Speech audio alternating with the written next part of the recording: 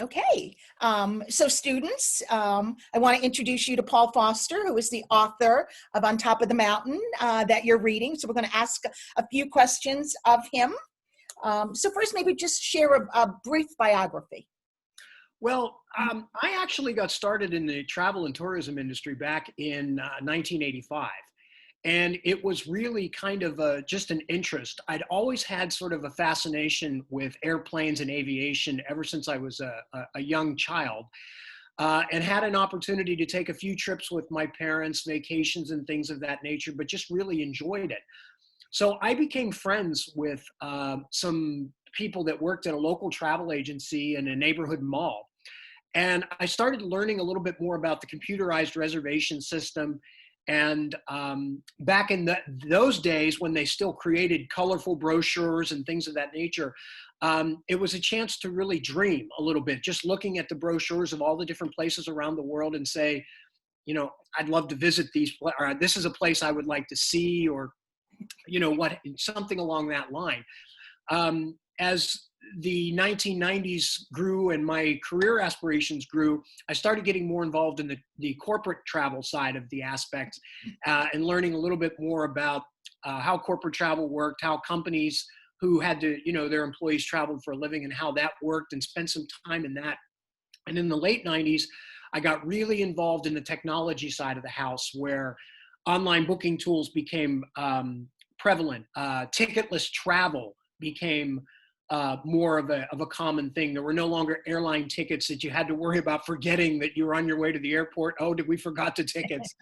And then I guess around the turn of the millennium, I started getting more involved in the business development side of things, trying to kind of elevate my career path a little bit more, getting more involved in the professional side of things. And I got involved in sales and business development and in account management, which is where I'm really at right now, helping corporations streamline their travel programs, make their travel programs efficient. And of course, the number one thing always, although until the COVID situation came along, was always cost containment and getting the maximum return on investment in your program for the least amount of cost. Now we've seen a switch into traveler safety and well-being. That's going to become very prevalent, over the course of the next few years, I would say. So that's kind of how my travel career path had evolved. That's great. So I saw from LinkedIn that you have a master's degree in public administration. So you sort of did answer what led you to the travel and tourism industry. Do you feel like you're using your degree? Yeah, actually, I think I've gotten a lot out of my degree, even though it's not necessarily in the field. Again, through career aspirations, I kind of felt like if I was going to take myself to the next level, I didn't have that formal education and training that I really wanted. And when I met with a counselor, when I thought about going back to college and getting a bachelor's degree initially, she asked me a very, very important question. And the question that she asked me was, what do you like? Because I walked in there thinking, well, I know how to work a computer. I like technology. Maybe I should get a computer science degree. And she asked me the question, what do you like? And I told her very honestly, I really like talking about politics and government affairs and things of that nature. I really want to learn more about the world. And that led to a lot of my courses in the political science arena being internationally focused, like foreign policy, international relations. And that just became the stepping stone for me to say, okay, now I've actually read textbook elements of these things. Now I need to go out and experience them myself. And that's how I kind of got that.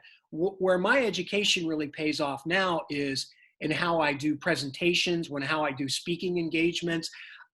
You can't go through a master's program without having to make presentations or writing a litany of term papers. And so I became very proficient at those elements.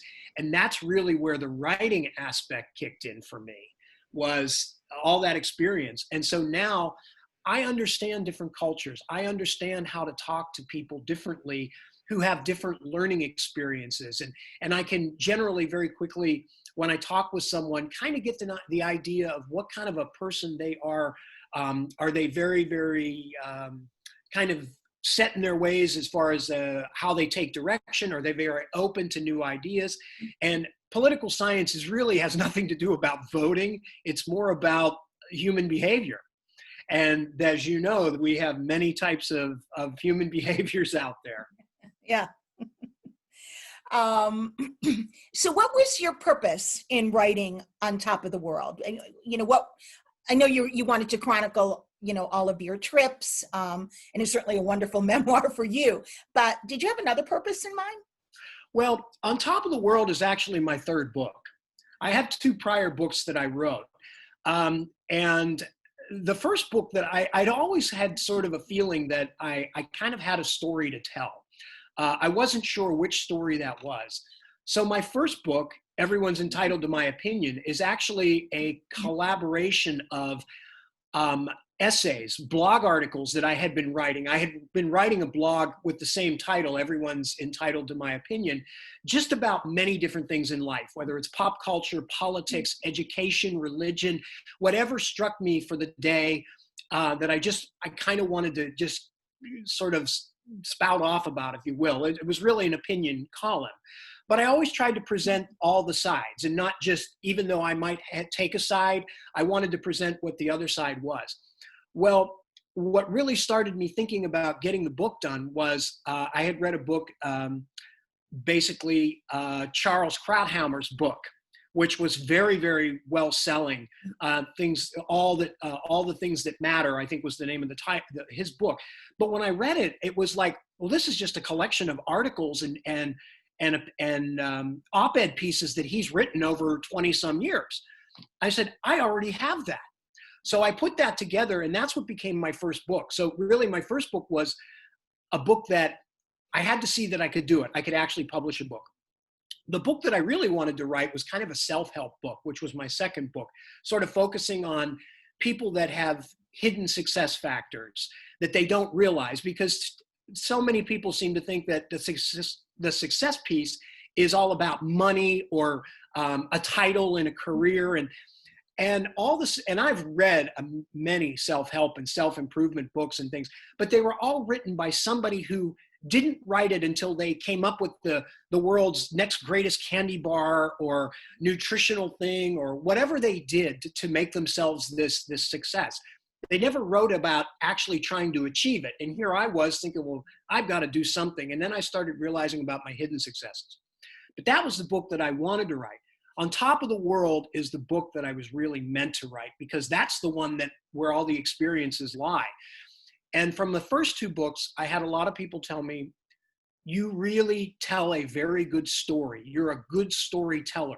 You're very thorough in how you explain things. And that's what kind of got me to believe.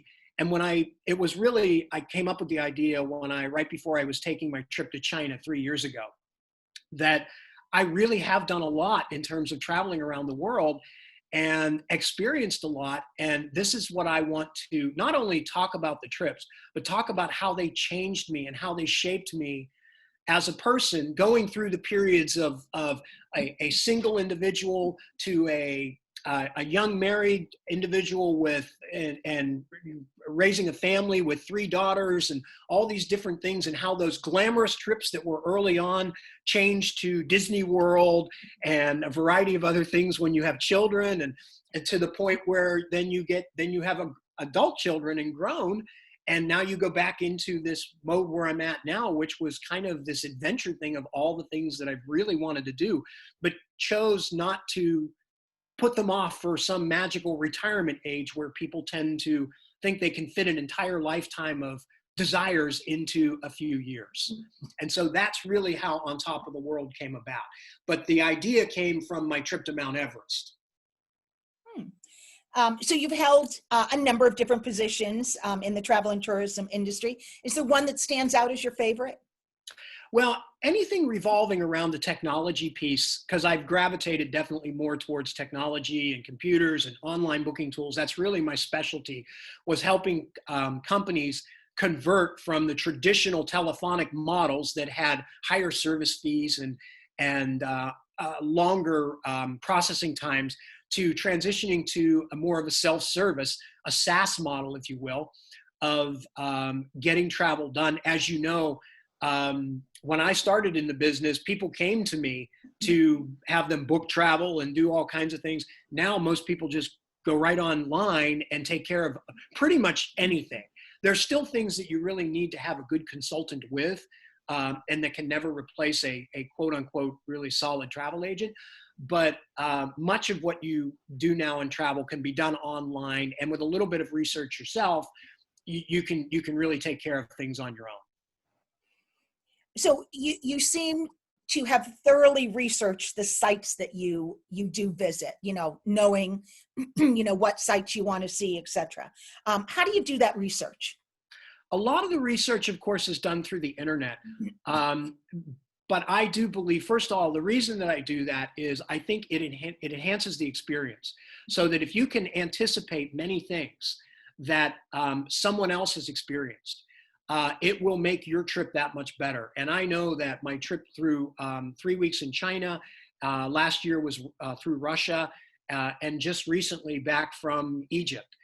And especially during this time, understanding and what to expect from a cultural standpoint makes the trip so much better, so you're not caught off guard and you're not preconditioned with so many Western ideas that things are going to be different when you travel to these places.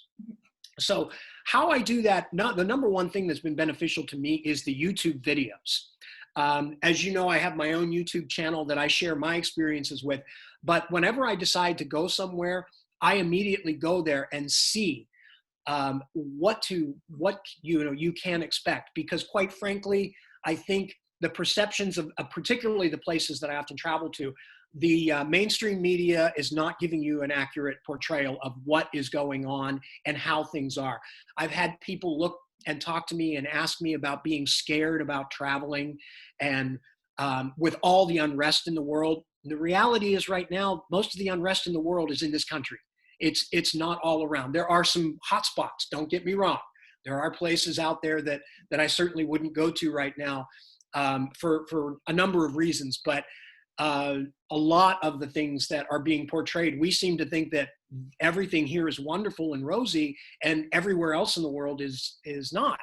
But that's where I go by. I go to a lot of the YouTube bloggers and many travelers who do this, just to see what their perceptions are and get the tips on how to make your trip more successful. So obviously part of this research would incorporate studying the customs in a foreign country. And so one of the students wanted to know, is there something perhaps that you did in a country that you shouldn't have done or may have offended someone just because you didn't know a particular custom? I don't know that there's anything that I've necessarily done. If I probably have done something, but it wasn't pointed out to me. I think generally one of the hardest things to wrap your hands around is the concept of like tipping, how countries handle tipping. Some countries do not, it's offensive to tip. And it sounds crazy when you think about it, because who wouldn't want to be recognized for doing good service and things like that. But there are in some places where that service is just part of the culture that's expected. And then there are other places. Egypt, tipping is a very, very important part of the economy for many people. So in a lot of cases where, I might be sort of exaggerating a bit, but it's like, if somebody smiles at you, you should give them a tip. I mean, it becomes that kind of a concept. So, but there are things that you can learn. Generally, I start with the number one topic I start with when I kind of go to research culture is the religion aspect of it. What is the predominant religion? When I went to China a few years ago, of course, the official Chinese religion is atheism. However, there's an extremely large element of Confucianism and even Buddhism, particularly in Tibet, when I went to Tibet. So having an understanding of that and what are the customs, it will take you a long way in the trip and in how you are perceived. So that's usually where I start. But there's some things like in Hong Kong, wearing color, like certain colors, blue at certain times of the year is considered offensive. And that might not be as strong now as it was perhaps maybe 15, 20 years ago, but there are little nuances, and all you can do is try your very best. Generally, local people will know when you're really being sincere about trying to blend in, and when you're just sort of like expecting everything to be as if you were at home. So I've found most people to be very, very gracious about that. Even if a couple of words of their language, please and thank you, if you can just learn those words in whatever language you're going to. I was able to get around Russia using spasibo, which is thank you in Russian, and a few other things. Unfortunately, technology's kind of entered this thing where Google Translate has sort of taken away our need to actually learn the language, where we can just type it in English and Google Translate will put it on the screen and you can just show them and that's what you want. And I found it to be very helpful in Russia, but I also found myself, particularly on this trip, with kind of a lack of, I don't need to learn those words. I can just Google Translate them. And I think that's a detriment to the trip, but it's the reality of where we're at too, technology-wise. So I know when I went to Rome and I was standing in St. Peter's Square, it was kind of a, wow, awe moment. And I'm sure you've had many of those, but any particular sort of historical landmarks that left you in awe? Well, I think one of my goals is to try to see the 7 natural wonders of the world. I've seen 5 of them. So pretty much, earlier this year, I got to see the Aurora Borealis for the first time, the Northern Lights, and sadly, I did not have a very good camera, which I now do have a very good camera because of it. But it was an amazing thing. I think standing at the base of Mount Everest was probably one of the most incredible things, just because of being the highest point on Earth, being that high and still looking at another 12,000 feet up to get to the highest point on Earth.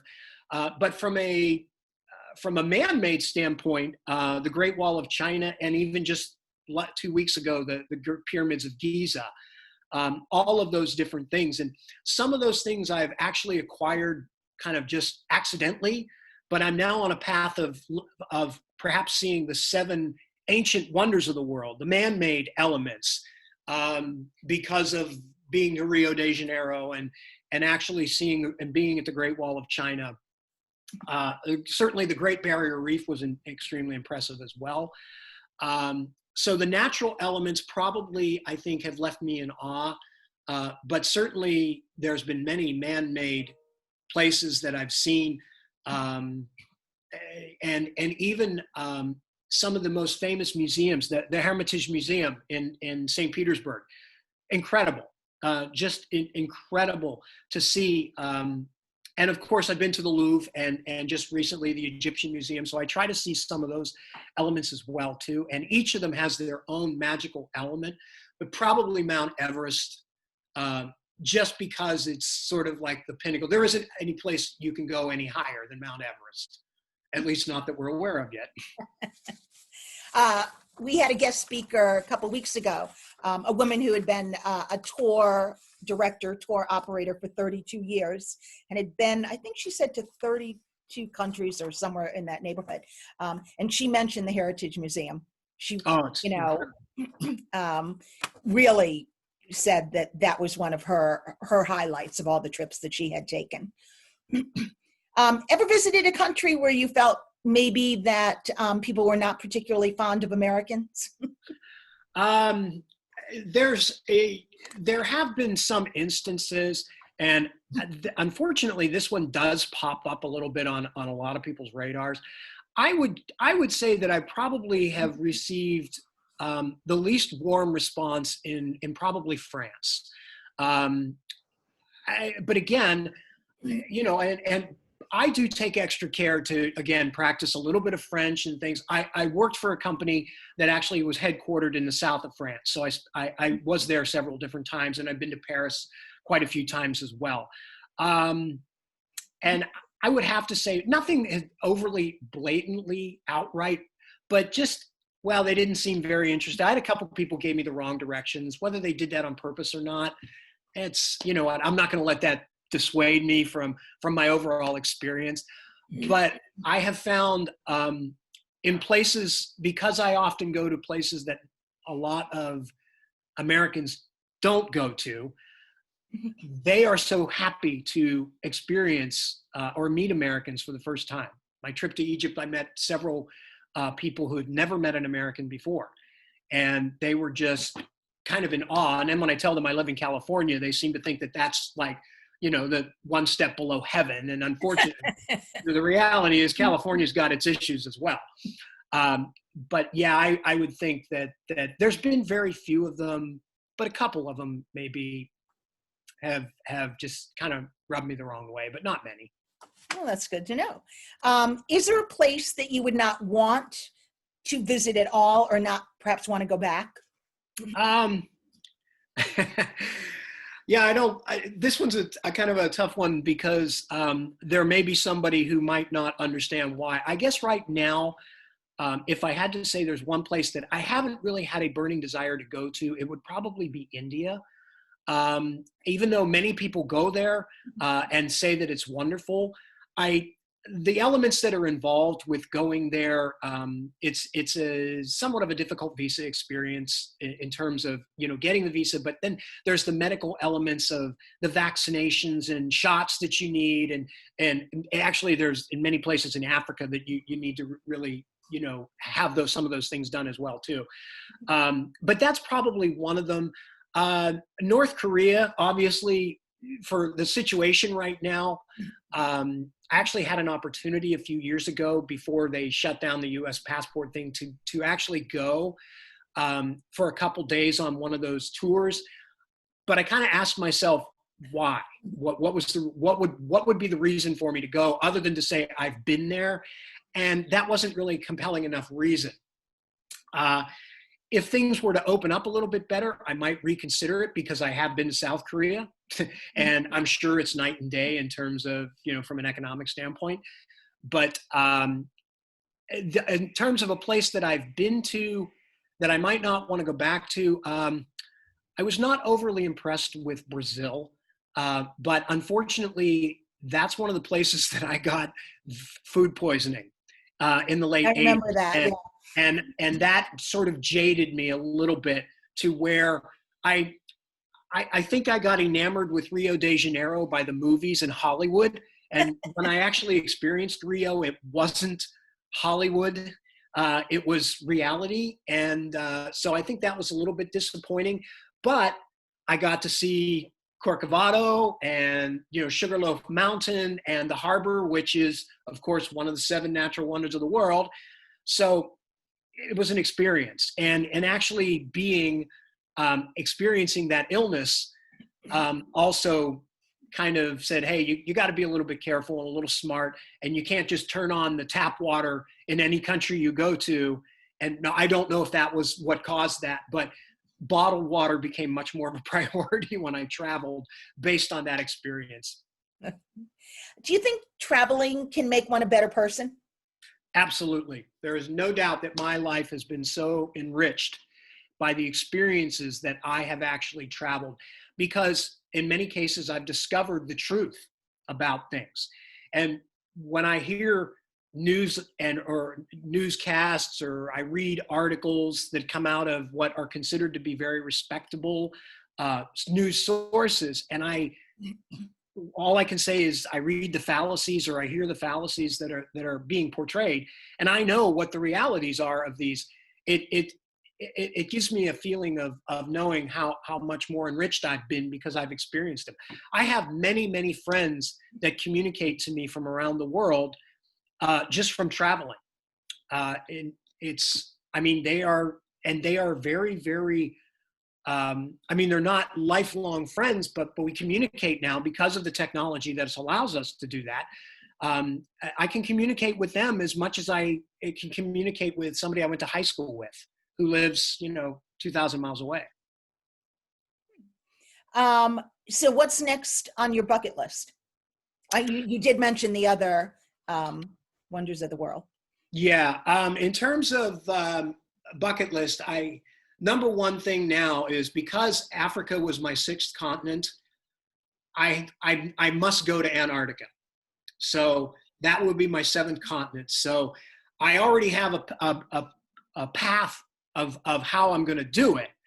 It's just, from a cost standpoint, it's extremely prohibitive to get there because there's really very few expeditions that actually go there, and they're really designed for adventure exploring, like almost like Jacques Cousteau's sort of stuff. But I will get there now because that's the only continent that I've not touched. I would like to be able to go to and see the sixth and seventh natural wonder of the world. Is going to require that I go to Victoria Falls in Zimbabwe or Zambezi, one of those two or both of those countries. So I'm going to have to go back to Africa.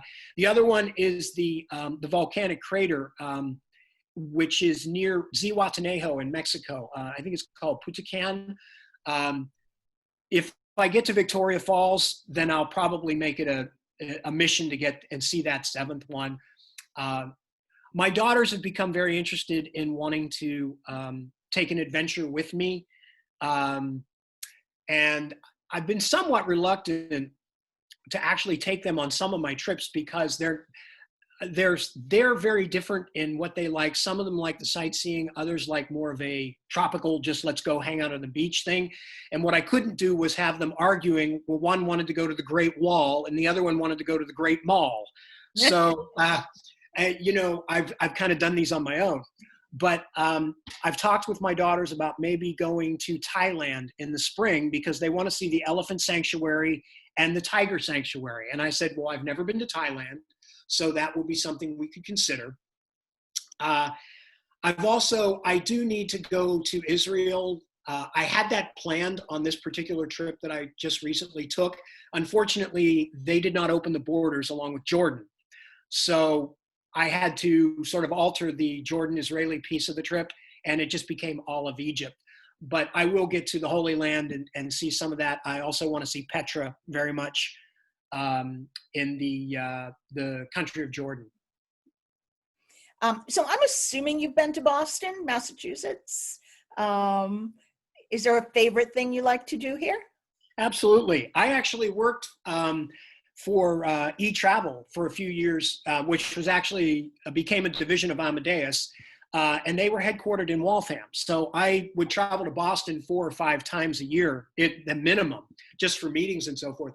But I think one of my favorite things to do, kind of a side passion, is I collect collegiate hoodies. So one of the things that I really enjoyed doing was just grabbing the T line and going kind of from the Waltham area down into Harvard Square and just walking around the campus, going to the bookstore, walking to the campus of MIT across the bridge, just surrounding myself in that kind of an academic environment. I really enjoyed doing that. I've had the privilege of being in downtown Boston the night that Aaron Boone hit one out in Game 7 of and I was actually afraid to go on the streets. Everybody was so angry that night. I think that was 2003, if I'm not mistaken, deep into the night, and everybody was mad. But I like using mass transportation. Driving in downtown Boston is not one of my things to do. So I enjoy doing that. I enjoyed walking the Freedom Trail when I did that a couple of times. So yeah, I'm very familiar with it. But I think one of my favorite things is, particularly in the fall, when the leaves are changing, is just go into Harvard Square and be around the campuses and just that whole learning environment. Yeah. So how do you think the travel and tourism industry is going to be changed after the pandemic? Sort of long-lasting changes, perhaps. I think there's going to be a very, very long period where, and they've already started doing it, but vendors are focusing on safety. And everybody's got their own opinion on this. I've been traveling for 35 years. I have sat next to thousands and thousands of people for well over 2 million air miles and have never had a problem. So I don't need everything wrapped in plastic now. I don't need to hand sanitize my hands 5 or 6 times on a 2-hour flight. But there are people that are really driven by that. And so I think the airlines are sort of hedging their bets on this and really making a focus. The airlines particularly have developed a huge brand around safety and all of those things. Hoteliers are doing the same thing. I was in 2 Hilton hotels in Egypt, one in Sinai, the other one in Luxor. And they couldn't be more different, where Sinai was very much open, normal things, housekeeping service on a regular basis. The Hilton Luxor focused, everything was wrapped in plastic. Pillows, telephones, remote control units, coffee makers, alarm clocks, all wrapped in plastic when you first check in. If you wanted housekeeping service, you had to specially request it, which they were happy to do, and I had no problem requesting it, but it's not a mandatory thing now. You will have to make requests for things like that. I'm hoping that we can get back to some elements of normalcy where services in airports are open. My experience in Frankfurt Airport 2 weeks ago, almost nothing was open, including retail as well as restaurants. A few small coffee shops, magazine and snack places were plentiful, but beyond that, in a major global airport, transit airport like Frankfurt is, very little was open, and that was hard to experience. So I think there's going to be a huge focus on safety. I think I don't know where the airlines are going. I know they've gotten rid of a lot of the service fees and things, changing fees, which I think is a good thing. I'd really like to be able to get back to the way some things used to be 20 years ago, where we didn't have all this changing and fees for everything, and unbundling of services, where if you ask for a pillow, it's now $5. And we could go back. That would probably make things a little bit easier. And I think right now the focus is on safety, but at some point everybody's going to go, okay, I feel safe again. Now, what are you going to do to provide better service? Or what are you going to do that's different from the other guy? Why should I choose one airline over the other? I think that's probably where it's going to go. There'll be a focus on the individual traveler staying home and experiencing, which is, I've even done that too, where I've started thinking about doing some more things locally, or even within the United States. But I still don't want to give up the international piece of it, and I don't think I will. So any advice you'd give to students who perhaps want to pursue a career in the travel and tourism industry? Yeah, make sure that what you're doing and what you're pursuing, and this can be for any career, but especially travel and tourism, is make sure you're doing it for the love of, or the passion of it.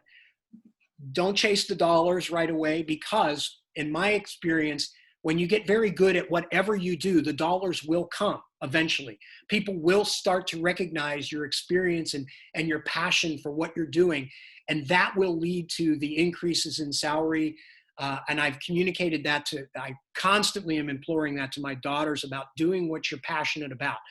Because I made some career decisions even within travel years ago, where I wanted to start chasing the dollars, where I felt that that's what I had to do. And I wound up in roles that weren't stirring passion, weren't stirring creativity in me. And so that would be my number one thing. If you're really passionate about it, and to do the things, if you can, when you're younger, so that you have a chance to experience those things, because no one will ever be able to take them away from you. They can't take those experiences and those memories away from you. But if you wait too long, You may not be able to climb mountains, which is why I'm doing all of these things now. I don't know how much longer I'm going to be able to climb to the top of Mount Sinai or hike to Mount Everest or Kilimanjaro, which is another area that I'm probably going to try to get to at least see it, if not actually hike Mount Kilimanjaro. I don't know how long I'll be able to do this. None of us really knows how long we'll be able to from a physical health standpoint, be able to do some of those things. And that's why I do them now. So one last question. Will there be a sequel to the book? Yes, but it probably won't be in the form that book is. In fact, I am working on my new book now, which will be out in 2021. It's actually called 2020, How I Turned Humanity's Greatest Challenge into My Biggest Adventure Yet. And what it's going to be is a chronicalization of 2020 from not only the elements of travel, which there'll be a chapter on Egypt, there'll be a chapter on the skywalk of Grand Canyon, but there's also going to be a chapter on COVID and lockdown and how that's affected someone who travels not only personally but professionally, to where I just took my first business trip about a month ago, but I had been idle for over 5 months, sitting, working from home. How that can, I usually travel 2 or 3 times a month for work related things. So I wasn't used to that, and how that affected me, and how, I wasn't able to go to a movie whenever I wanted to, like I used to be able to, because those movie theaters are closed. And just being able to go shopping and, trying to grasp ordering things from Amazon, which I'm just not a big fan of doing. How all of that. So that's what the book is. So the Egypt trip and the Grand Canyon skywalk that I did earlier in the summer, those will be part of it as well. So I think that's probably going to be how I work these in. Perhaps if I do make it to Antarctica, that might warrant an entire book itself. I don't know, but it took me 35 years of travel to write On Top of the World, just because I go all the way back to 1985 and recap those. And I certainly don't want to wait another 35 years to write another book, but I do have 2020 is coming out in 2021. And it will encompass basically my life over this year, and how I took these setbacks and made them and turned them into an adventure. They all became an adventure. That sounds very cool. Well, we thank you so much for your time. I'm going to stop the recording, but stay on for 1 sec. Yeah, it was my pleasure. Thank you.